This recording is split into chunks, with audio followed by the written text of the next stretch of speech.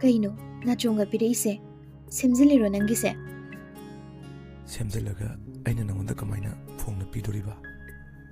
Nahan noigi rose day, chocolate day, adu day, loi hokre. Ngasina Valentine day. Aduda kaithindagi asaba kusingi oiba singdasu aina nangonda piningdaba. Nangna su pam loi khangi. Akoigi khubi mdong pakpa hingon do. Adudagi hekkesu hekningdaba.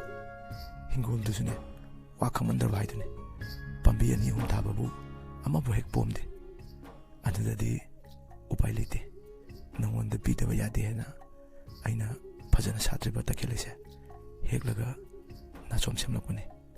Nangse takhelese yam pamlando manda. Si, nangi nachonga do amukta thamjin ko. Si, ai keno pigi. Namito isiloba. Nangna oina pamdanaba toraba. As, ngangi mit isiloba. Mitaw tambase ay kaya pampati. Pati hai basunade.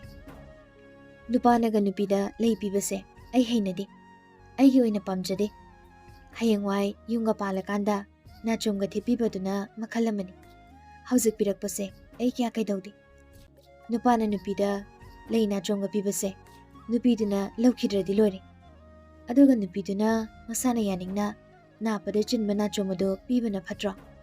Adu oidi kaya ba? Adu oidi ay nasu nang nungsire pahame hariba.